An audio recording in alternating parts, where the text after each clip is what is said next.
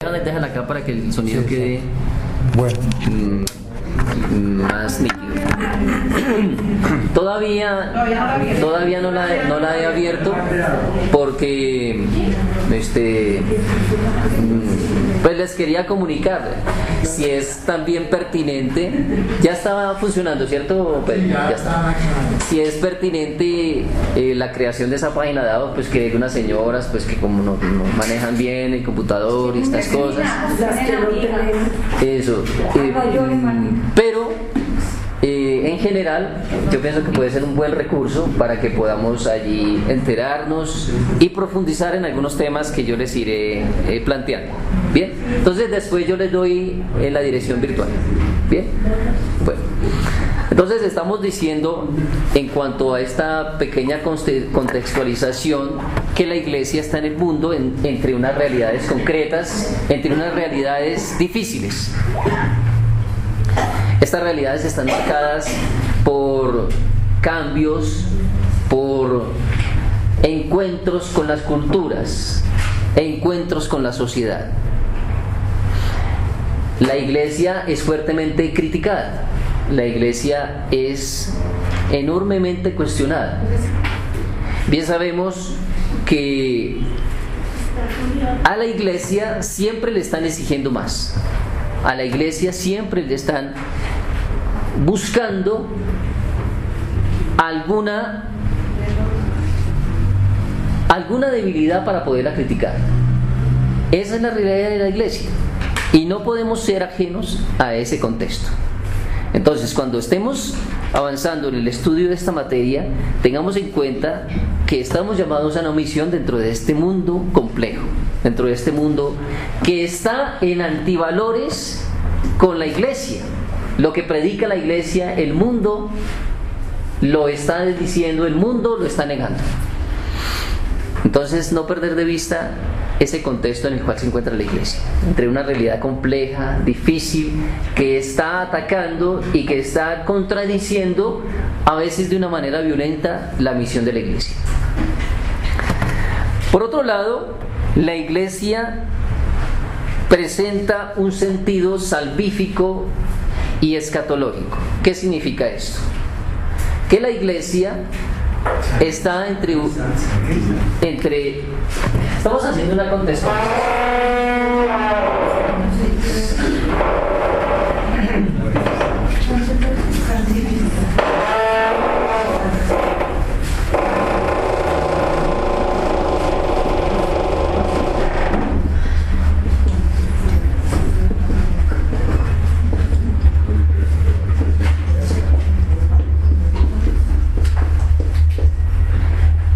La iglesia presenta un sentido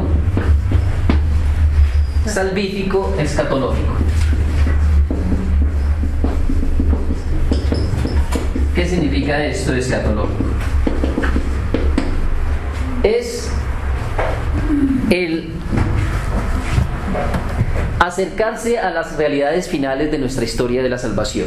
Eso es la escatología.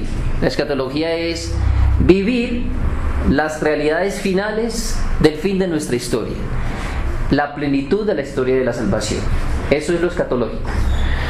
Entonces la iglesia presenta ese sentido porque ella, por tener a su cabeza divina, que es Cristo, cumple una misión salvífica, porque la iglesia no se predica a sí misma. La iglesia no está en el mundo para predicarse a ella misma únicamente, sino para predicar a Dios, para predicar al Salvador, para predicar la salvación que Dios ofrece a todo el género humano. Buenas noches.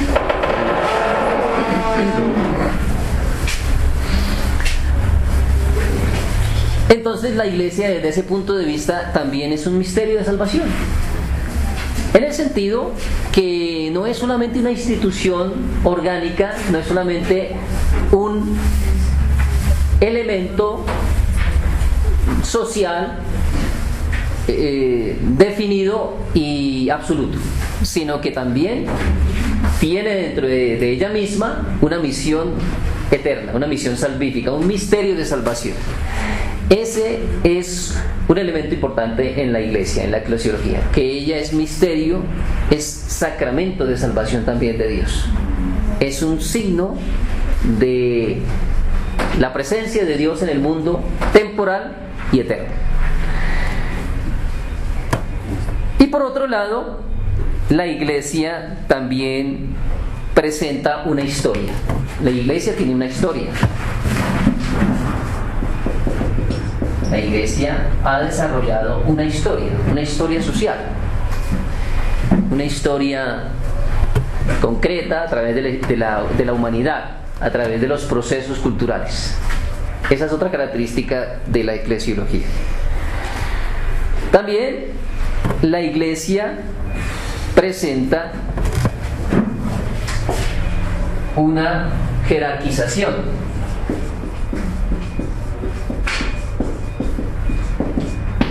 Bien, entonces vamos a descubrir cómo está organizada, estructurada la iglesia en el mundo. ¿Quiénes son sus dirigentes? ¿Cómo están distribuidas sus responsabilidades? ¿Cómo se manifiesta ante el mundo de una manera también concreta? No olvidemos esa doble característica de la iglesia, que es terrena y es celestial. No perder de vista nunca ese punto de vista. Por eso estamos haciendo esta contextualización general, global, de cuál es la acción de la iglesia en el mundo. Entonces, no solamente es celestial, no solamente es un signo de salvación, también es una iglesia humana. Si es humana, tiene también debilidades, tiene defectos. En otras palabras, es pecadora. Es santa y es pecadora. Es una característica fundamental en el estudio de la eclesiología. Y es importante tener también en cuenta la iglesia y los sacramentos.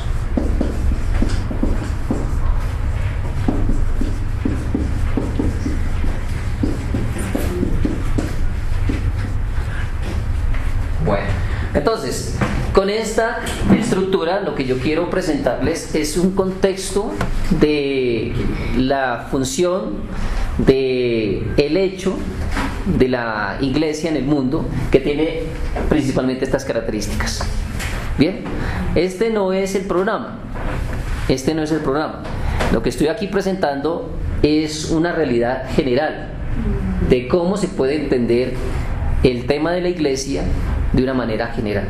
Bien, entonces es una realidad concreta, tiene un sentido salvífico, escatológico, tiene una historia, tiene una jerarquización, y también la iglesia desarrolla un papel importante a través de los sacramentos. Entonces, con este marco, pues vamos comprendiendo de una manera lo más completa posible cuál es la función y cuál es la identidad de la iglesia en el mundo. ¿Alguna pregunta hasta el momento?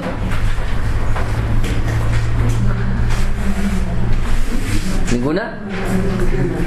Pero más o menos eso es lo que vamos a cubrir durante la universidad. Digamos que sí vamos a tener como referencia, pero ya ahora les anuncio con más precisión la programación, es decir, qué es lo que vamos a desarrollar concretamente.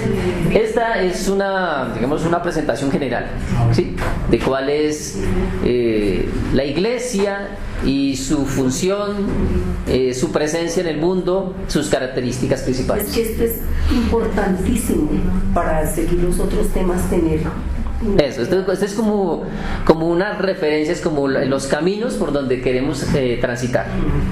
Bien, pero este no es el programa. El programa pues ya viene más directamente, digamos, anunciado. Bueno, muy bien.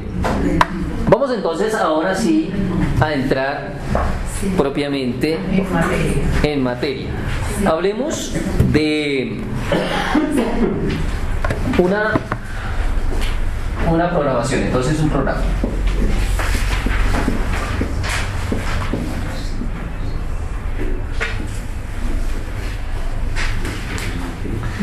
Entonces, importante organizar unas definiciones. ¿Sí? Unas definiciones. Vamos con unos conceptos fundamentales.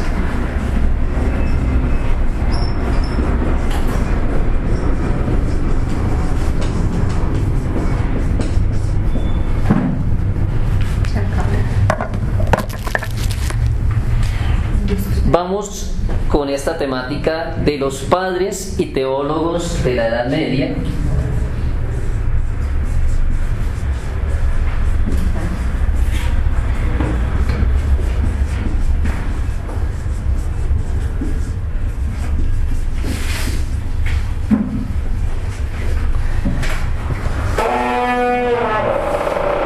Bienvenidos, hijos. Abordaremos esta temática también, unicidad de la Iglesia. ¿Publicidad? No, unicidad. Unicidad es decir que la Iglesia tiene una unidad. ¿Bien? Sí, unicidad. Y vamos a concluir con esta característica, con esta temática, renovación teológica eclesial. Renovación teológica eclesial. Teológica eclesial. Bien. Bueno. Entonces escriben esto, por favor, y ahora desarrollamos otra temática.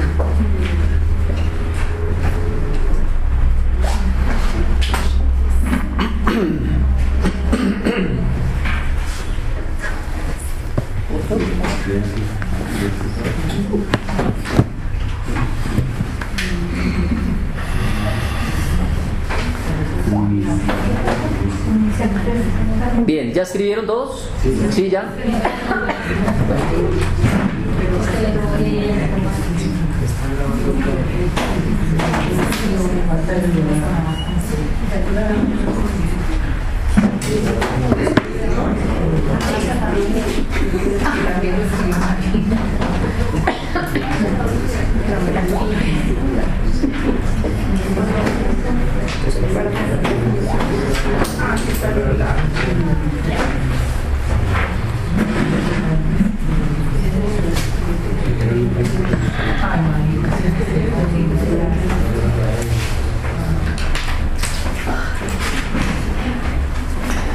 Bueno, el término eclesiología proviene de el griego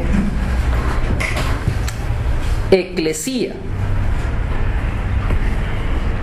que asimismo proviene de otro término judío llamado el cajal. Entonces, eclesía en griego proviene del griego eclesía.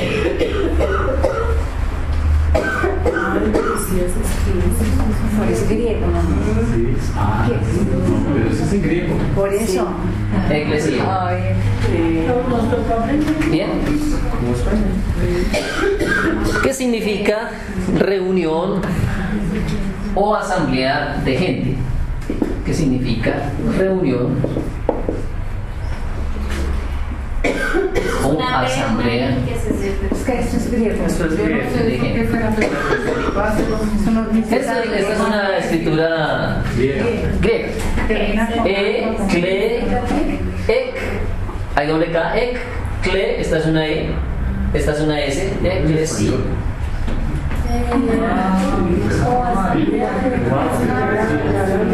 ¿Sí? Eclesía. ¿Ya? Esto de aquí es esto mismo. Eclesía. Bien, ¿qué significa? Asamblea o reunión de gente.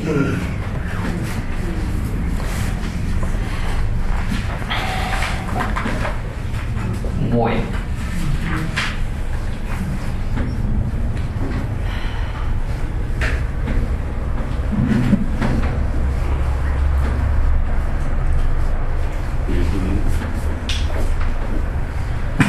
eclesía es la reunión de cristianos que bajo el mandato de Cristo desarrollan una misión.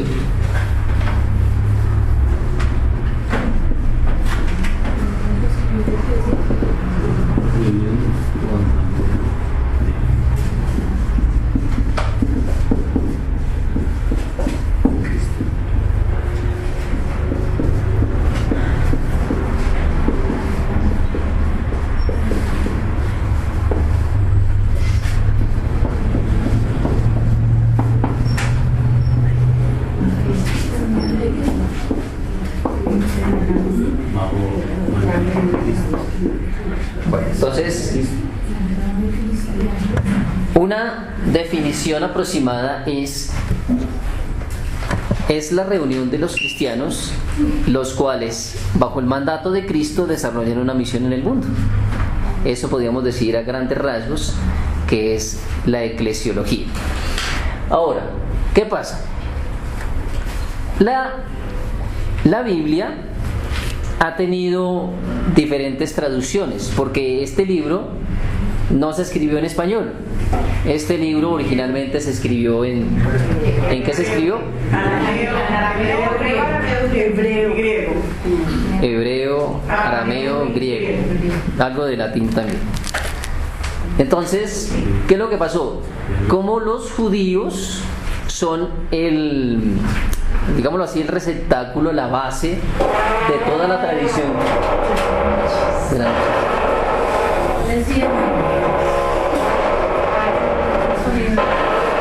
Sigan, bienvenidas.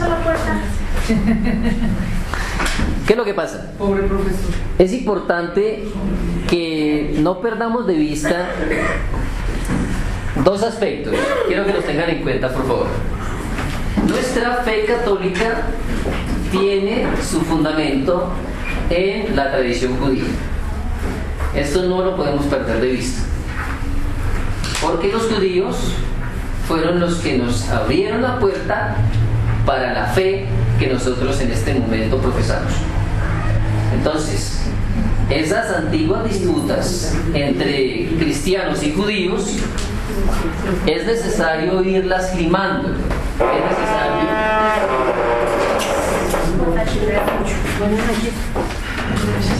No, cuesta para el partido. En el recreo hay un partido de Ellas dos contra todos. Entonces, que nuestra fe católica tiene fundamento Los judíos. Entonces, nuestra tradición cristiana, católica, tiene su fundamento en las raíces judías. Esto no lo podemos perder de vista. Eso por un lado. Y por el otro, la Iglesia desarrolla una misión específica bajo el mandato de Cristo. O sea, son dos aspectos, digámoslo así, importantes, complementarios para entender y comprender mejor el aspecto de la eclesiología. Entonces, ¿qué es lo que ocurre aquí? El pueblo judío desarrolló toda una tradición y toda una estructura religiosa basada en unas promesas de salvación. Bien, el pueblo judío, con su patriarca principal Abraham y sus descendientes principales, Isaac y Jacob, establecieron todo un proyecto de salvación de la mano de la fe en Dios, Yahvé. Algunas traducciones escriben Jehová, pero nosotros digamos que en la tradición católica utilizamos el nombre sagrado de Yahvé, que en realidad es un nombre sacrosanto. Lo que deberíamos de decir es el nombre sacrosanto, porque para los judíos el nombre de Dios es tan santo que ni siquiera lo pronuncian. Entonces hay que tener en cuenta esto, que Jehová no es el nombre de Dios, sino que es un atributo que se le otorga al Creador, al Ser Supremo, al Todopoderoso. Por eso los judíos a Dios también le llaman el Poderoso, el Shaddai, Elohim, la Roca, el omnipotente, el poderoso, el alcázar. Entonces es importante que nosotros nunca perdamos de vista la tradición judía, porque de ellos nacimos nosotros. Y esas antiguas disputas entre cristianos y judíos que han ocurrido a través de la historia, pues deben de ser limadas para elaborar y construir un proyecto de salvación conjunto, que es el que a todos nos compete: crecer en el conocimiento de Dios y en su obra de salvación. Entonces, ¿qué es lo que ocurrió? El pueblo judío elaboró todo un proyecto de salvación, ¿cierto? Con unas personas concretas, con unos lugares concretos, con unas... ¿Perdón? Más arribita antes, porque no se no sabe La raya. Ah, sí, este es un esquema que estoy aquí elaborando. Aquí voy a colocar unas personas importantes para la tradición judía, ¿cierto? Entonces tenemos aquí a Abraham. Bien, este señor, Dios le anunció que iba a tener un heredero, ¿cierto? Isaac. Bueno, Abraham tuvo muchos hijos, pero digamos el hijo de la promesa fue Isaac. E Isaac también Dios le prometió una descendencia numerosa, Jacob, ¿cierto? Este señor después le cambió el nombre por Israel, ¿cierto? Bueno, y de aquí nacieron las famosas 12 tribus, ¿cierto? Haciendo una síntesis muy global sobre el proyecto de la tradición judía. Las 12 tribus, las famosas 12 tribus de Israel, que fueron las que entraron a la tierra prometida, ¿cierto? Ahora,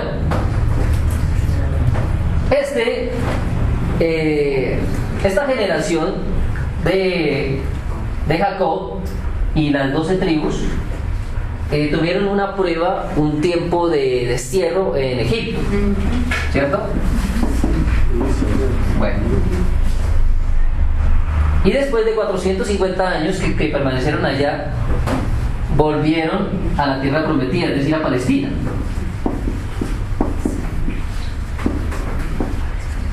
Bien, bueno, esta es una historia sucinta, demasiadamente breve, sobre la tradición judía, teniendo en cuenta unas personas y unos lugares.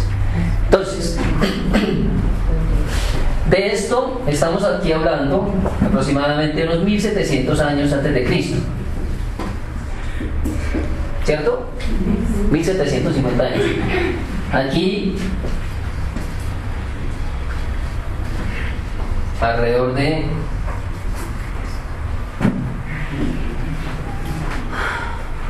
unos 1500, unos 1300, como unos 1300 años. 1300 años antes de Cristo.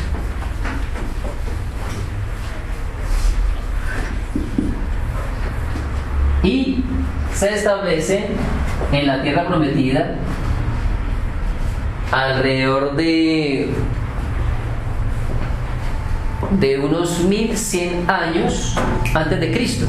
Unos 1100 años antes de Cristo, ya que en el año 1100 aproximadamente los judíos se establecen de una manera más permanente en Palestina.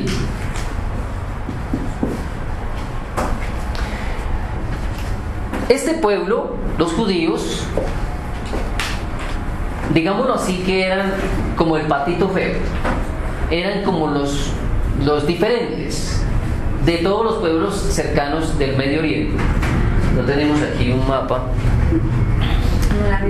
En fin, ya utilizaremos aquí los recursos necesarios, pero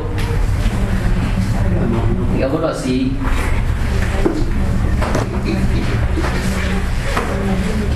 en este planisferio espero poder ilustrar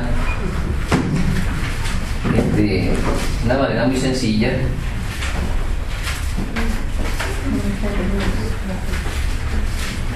las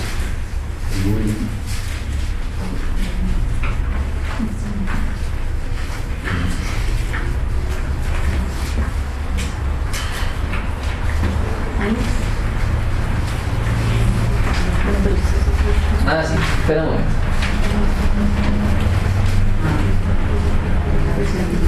Bueno, ahí se encuentra un planiferio muy sencillo sobre, digamos, los países del mundo. Aquí estaría ubicado en esta parte del Medio Oriente. Mira aquí. O sea, este es el punto de reflexión sobre los acontecimientos bíblicos. Aquí en el Medio Oriente.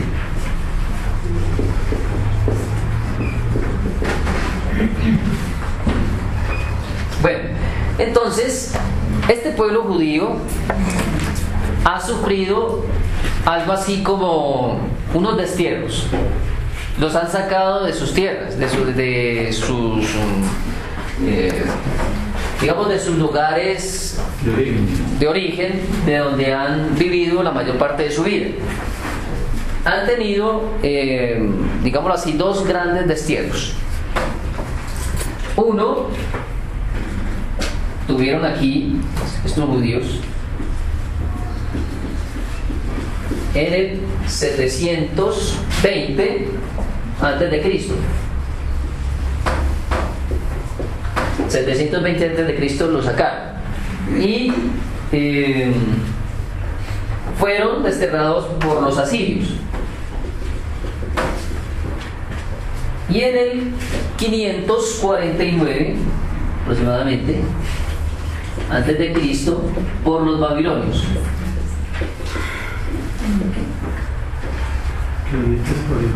Como aproximadamente el 549 por los babilonios. Entonces, aquí hay que comprender también un aspecto importante en la tierra prometida, que este pueblo, que eran unas tribus, ¿cierto? Habíamos dicho que eran 12 tribus. Se fueron organizando ya en un pueblo, digámoslo así, más estructurado. Ya formaron algo así como una monarquía. Y esa monarquía, digamos en el año 1000 antes de Cristo, se produjo la monarquía con el rey David.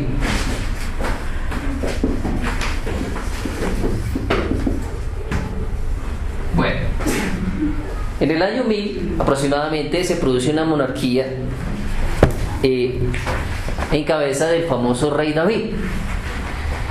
Pero ese sueño no fue tan duradero. El pueblo de Israel no duró mucho tiempo siendo autónomo, siendo un país independiente. ¿Ya? Digamos que ese sueño no duró mucho. ¿Alguno de ustedes recuerda cuál fue el hijo de David? Salomón. Muy bien. ¿Y recuerdan cuál fue el hijo de Salomón?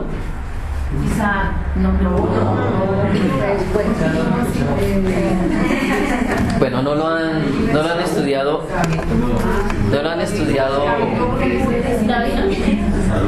estudiado detenidamente. Se llamaba Roboam. Tuvo muchos hijos, ¿cierto? Porque imagínense, tuvo más de 100 esposas. Por supuesto, no estoy hablando del hijo, sino del hijo, digámoslo así, del proyecto de la historia de salvación. ¿Ya? Entonces, Roboam. Esto es importante. Esto es importante tenerlo en cuenta para que conservemos una línea del tiempo y sepamos qué es lo que ha pasado a través de la historia. ¿Ya? Estamos aquí con el pueblo judío. Fíjense que aquí no estamos hablando de Jesucristo. En ningún momento estamos aquí refiriéndonos al periodo del cristianismo. Estamos antes de la influencia cristiana. Bien. Entonces, en el año 1000 antes de Cristo, no pierdan de vista, por favor, algunas fechas. A nosotros los católicos nos critican que no tenemos, digámoslo así, mucha retentiva en cuanto a nombres y fechas. Está bien que no podemos aprendernos todos porque son muchos datos, pero sí algunos importantes. Entonces, por favor, tengamos en cuenta ese dato tan fácil.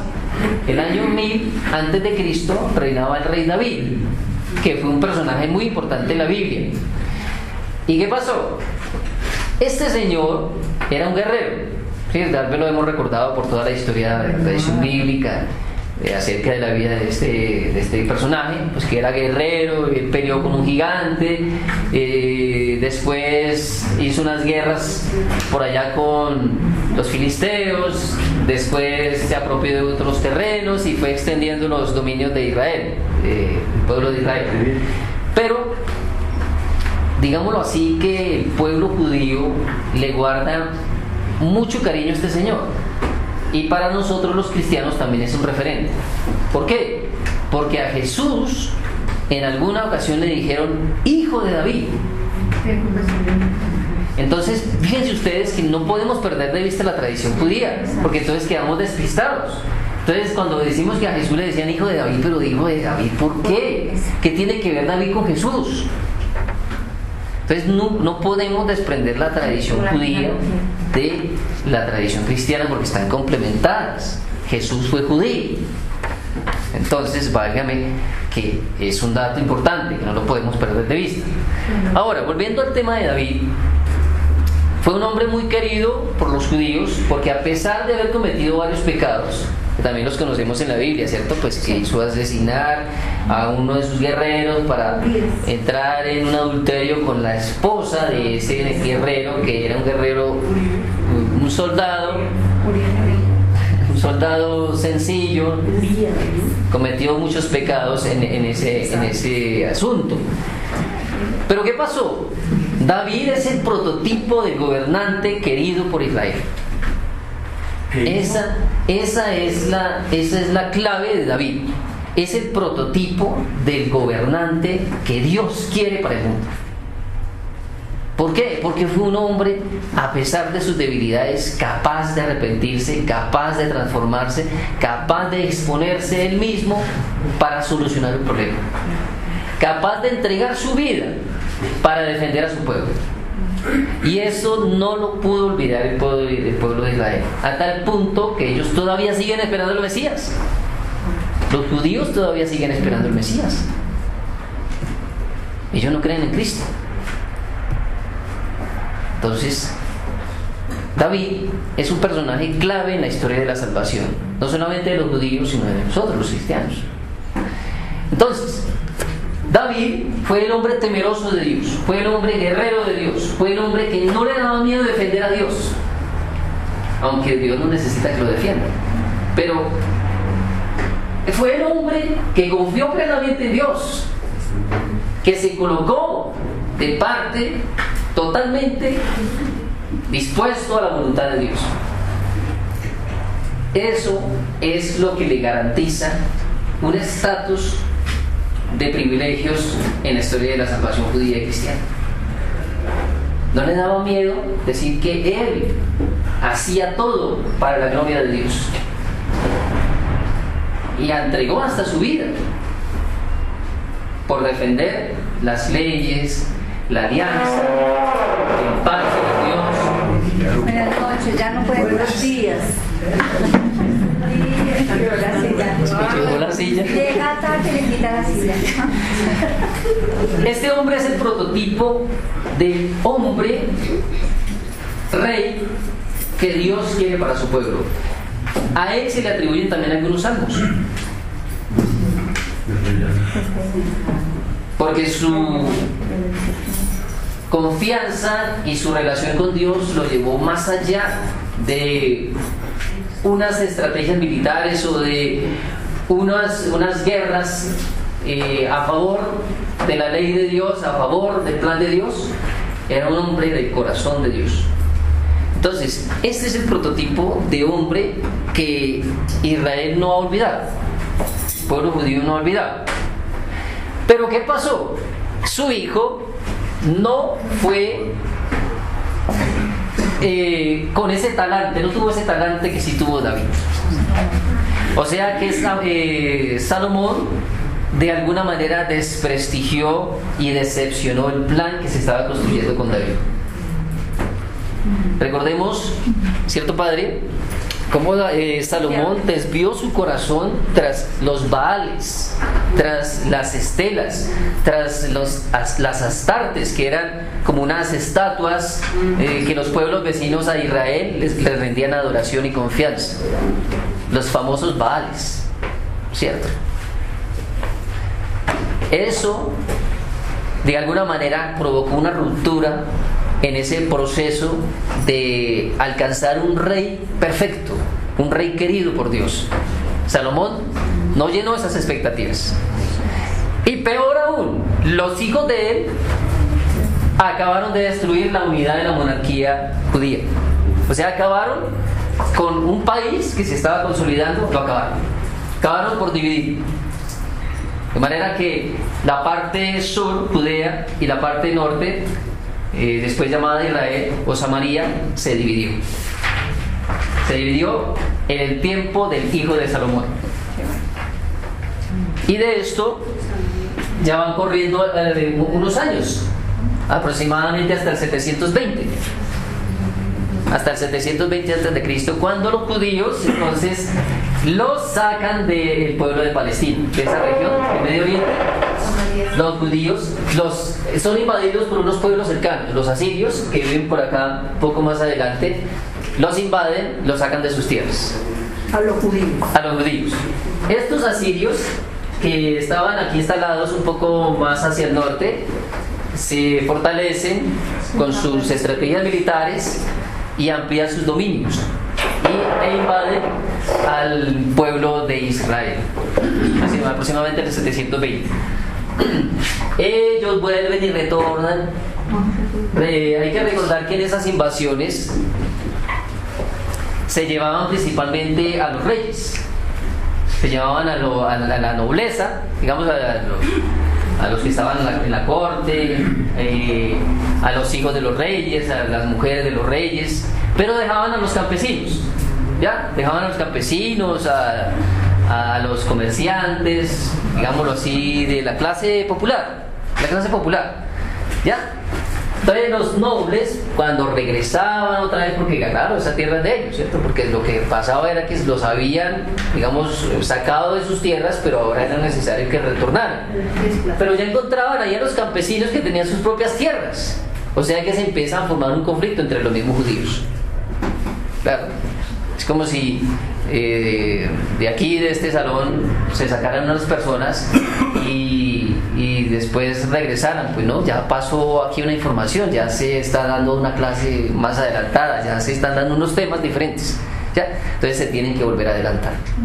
Así pasó con este pueblo, porque algunos lo sacaron, pero cuando retornaron, ya los que estaban viviendo antes ya tenían sus tierras, ya estaban más adaptados a la propiedad, más organizados de alguna manera en el contexto en el cual se encontraban. Bien, y vuelven y lo sacan en el 549 aproximadamente por otro pueblo llamado Babilonia.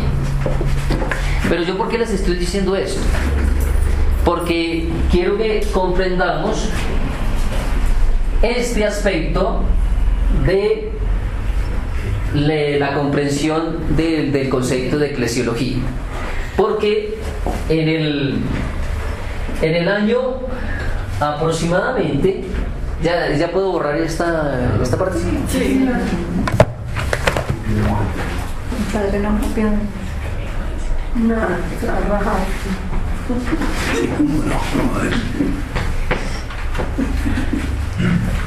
Una pregunta. No prestamos. Sí. El rey David se convierte en ese prototipo, digamos, como de rey ideal para el pueblo de Dios. Sí.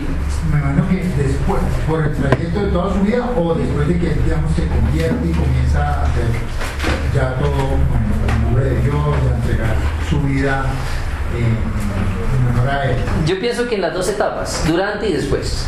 Durante, porque el pueblo lo aclamaba, el pueblo lo buscaba, el pueblo lo elegía. ¡Viva David! ¡Viva David! El pueblo lo aclamaba, lo buscaba y lo apoyaba.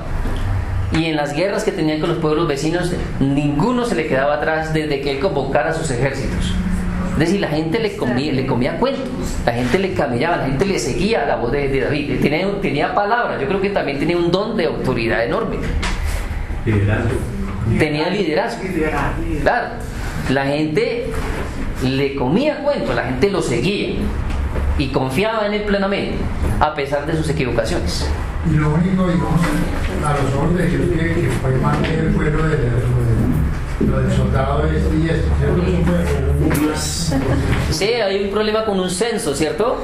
Con un censo que él en alguna ocasión se pone a decir, bueno, voy a querer a ver cuántos soldados cuento yo para la guerra que voy a tener con los amonitas, ¿ya? Y resultó que tenía, por decir algo, 100.000 hombres. Y entonces el profeta le dice, ¿usted por qué se pone a desconfiar de Dios? ¿Usted por qué se pone a contar los soldados? ¿Es que usted no cree que Dios le va a dar la victoria? ¿Que usted está desconfiando de Dios? Ese es otro pecado, por el cual Dios después lo castigó. Le colocó 3 castigos, ¿cierto? Uno que fuera perseguido por los enemigos, otro que aguantara hambre, otro que viniera una peste, una enfermedad, ¿ya? Y pues él escogió esa, una enfermedad momentánea, peste. Bien. Profe, el alumno quiere hablar. Bueno, Es que también tener en cuenta el contexto de que venían los reyes.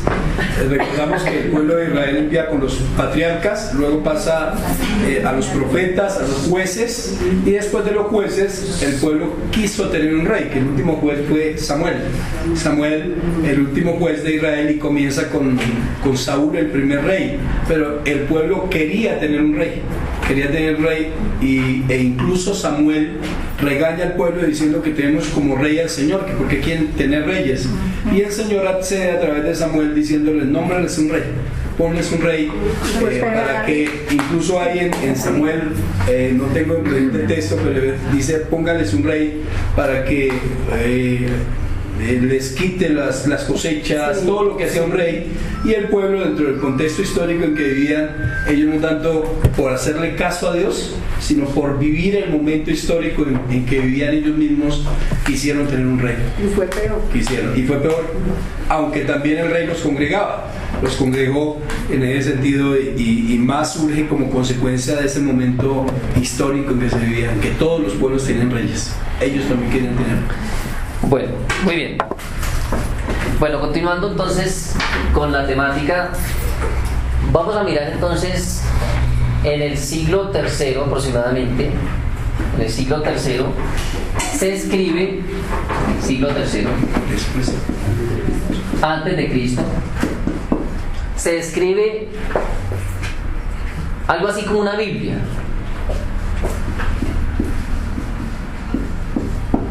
Se escribe una Biblia que se llamó la Septuaginta.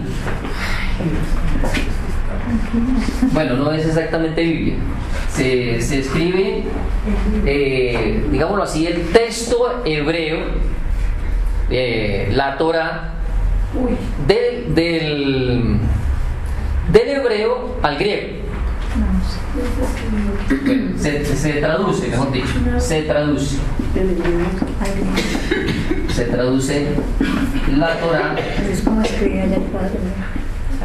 del hebreo al griego.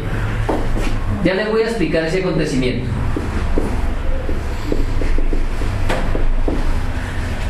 Bien, eso es lo que se llama la Septuaginta,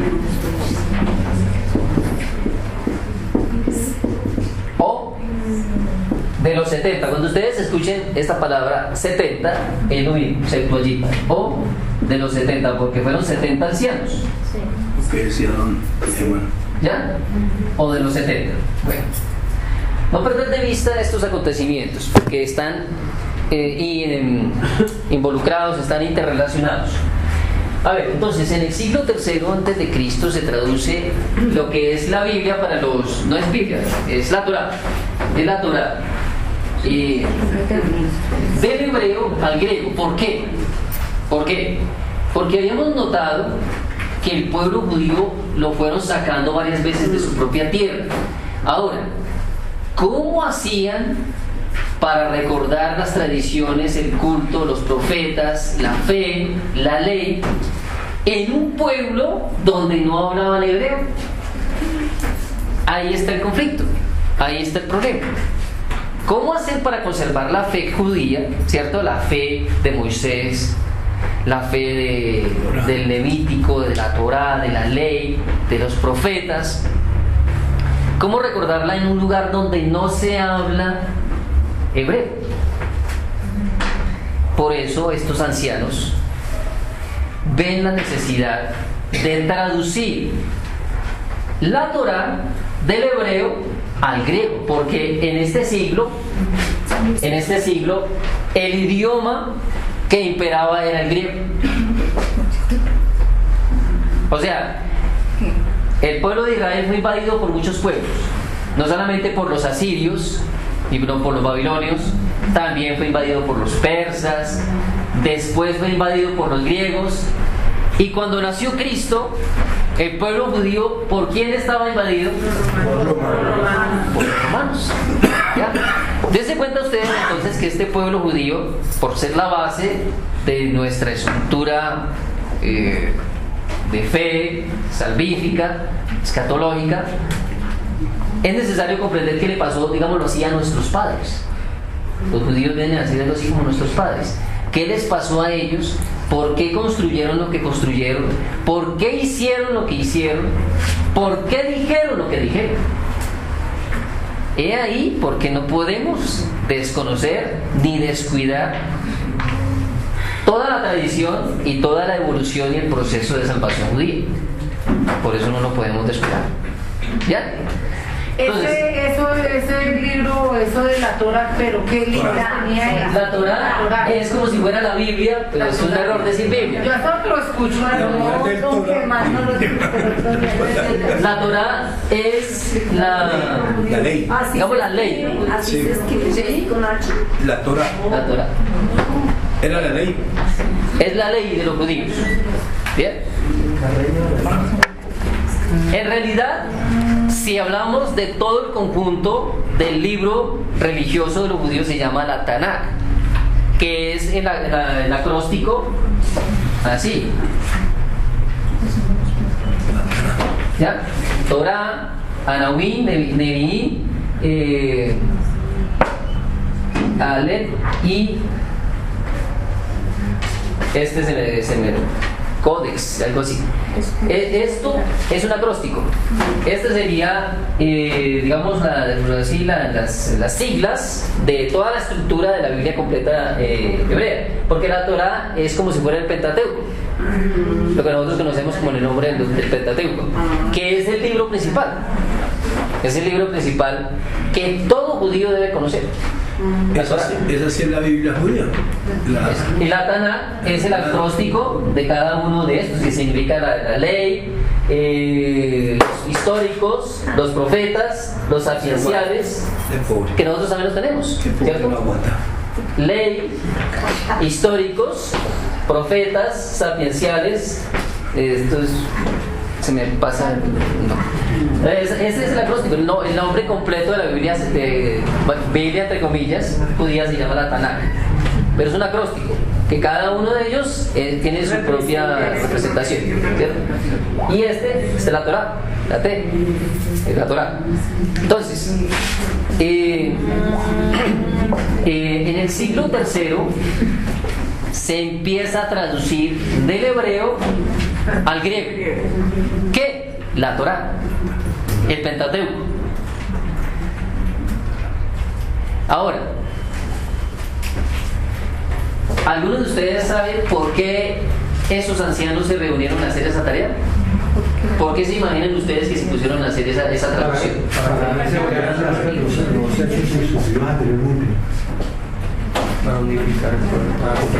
¿Para unificarlo de qué manera? Con una sola tradición. Sí, por ahí es la idea. Porque los judíos, 3 siglos antes de Cristo, ya estaban olvidando la lengua hebrea. Ya la estaban olvidando. Porque la lengua que no se habla se tiende a olvidar o a desaparecer. Y fuera de eso, además de no conocer la lengua materna, no conocían cuáles eran los principios o las orientaciones básicas de la fe judía. Entonces, por eso estos ancianos se dieron a la tarea de traducir la Torá hacia el griego, para que los jóvenes de la época 3 siglos antes de Cristo abrazaran fuertemente la fe judía y no la fueran a olvidar. Eso sería demasiadamente catastrófico, demasiadamente terrible que el pueblo judío no conociera su ley, no conociera sus tradiciones. Para nosotros también sería demasiadamente terrible que no se enseñara la fe, padre, que no se enseñara la catequesis. Entonces, ¿qué se les iba a enseñar a los hijos de nuestros hijos? Y los hijos de ellos, ¿qué les enseñarían si nadie les ha predicado? Si nadie les ha enseñado las verdades de nuestra fe. He ahí porque es importante la tradición, ¿cierto? Pasar de una generación a otra unas enseñanzas. ¿Ya? Fíjense ustedes que todo eso lo hicieron los judíos. Y nosotros estamos de alguna manera repitiendo lo que ellos hicieron. Entonces, por eso no podemos nosotros desconocer cuál es la influencia judía. Ellos son nuestros padres en la fe, de alguna manera. Ahora, esta Biblia, la Septuaginta, fue la que empezó por primera vez a utilizar esa palabra eclesía. Fue la que primero utilizó el concepto de eclesía. 3 siglos antes de Cristo. ¿Sí? Primero utilizó el concepto de eclesía.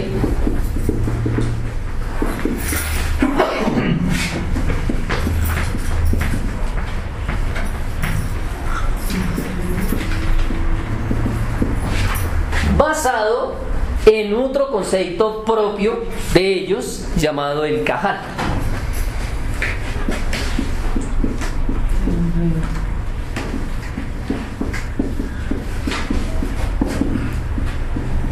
Este concepto sí es de ellos, de los judíos, el Cajal. El Cajal. Las letras hebreas se leen de derecha a izquierda, así se lee. De acá, de derecha a izquierda, se lee el alfabeto hebreo. Cajal. Eso significa Cajal. Esto no tiene vocales. No tiene vocales porque los judíos, de alguna manera los masoretas, ellos, como eran los que explicaban y traducían, ellos decían, pero ¿para qué traduzco esto si ya yo lo sé?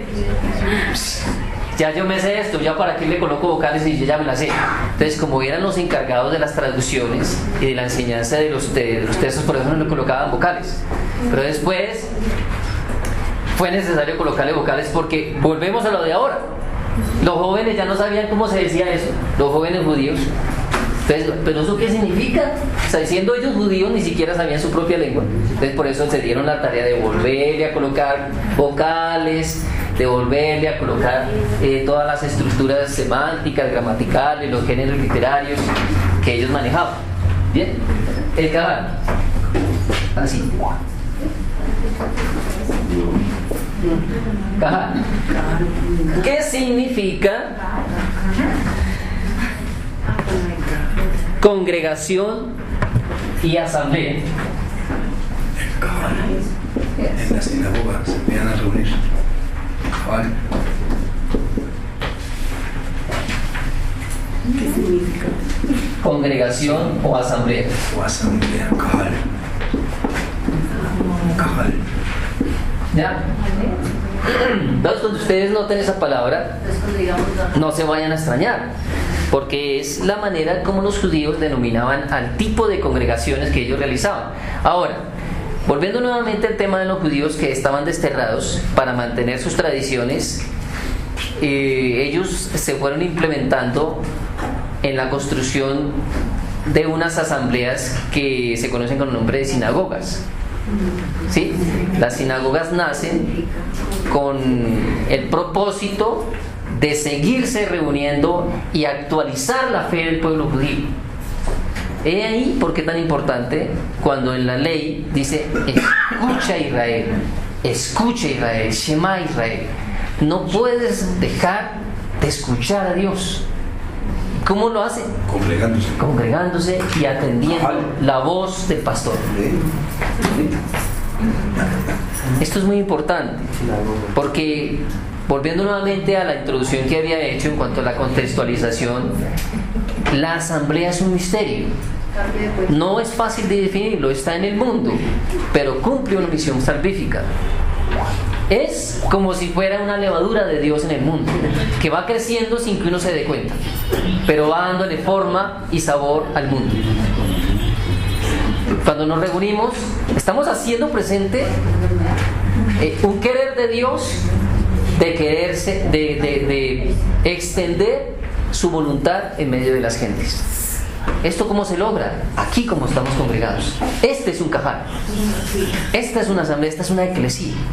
Lo que estamos haciendo aquí es una asamblea que conoce, que quiere escuchar, que quiere conocer el propósito de Dios y quiere llevarlo a su vida cotidiana.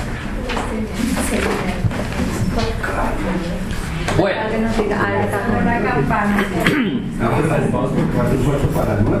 ya vamos a terminar. Faltan 18. Para concluir, entonces, los teólogos cristianos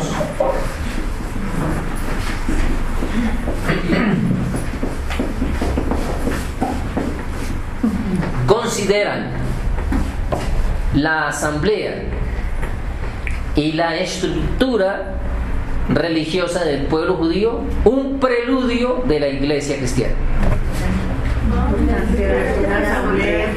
Consideran la asamblea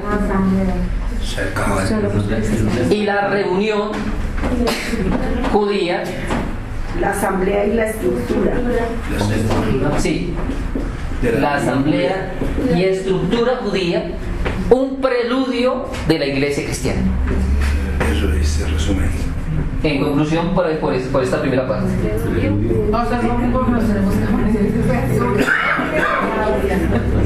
Preludio. ¿Qué es un preludio? ¿Un preludio? Un preludio significa algo que va antes de. Existe un preludio musical, ¿cierto, David? Preludio, como una introducción. Ya estaba. Ya se veía. Consideran Ya se veía la iglesia ahí. Pues la voluntad de Dios. Que quiere que seamos un pueblo. estructura judía, preludio de la iglesia cristiana.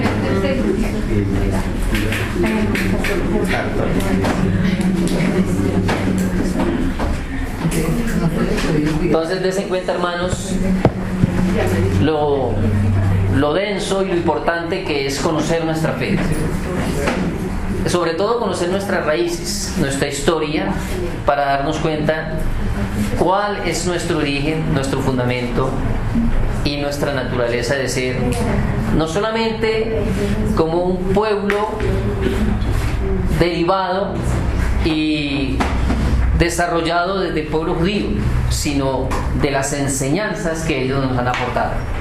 Entonces, entrar en este vasto y amplio mundo de la fe judía nos fortalece también la fe cristiana. Bien, entonces espero así, con esta primera parte, empezar a abrir caminos, porque lo que estamos es empezando a construir caminos para que nuestra fe tenga estructura, tenga historia y sobre todo tenga un sentido para seguir profesando su salvación en medio de la humanidad. Muy bien. Muchas gracias.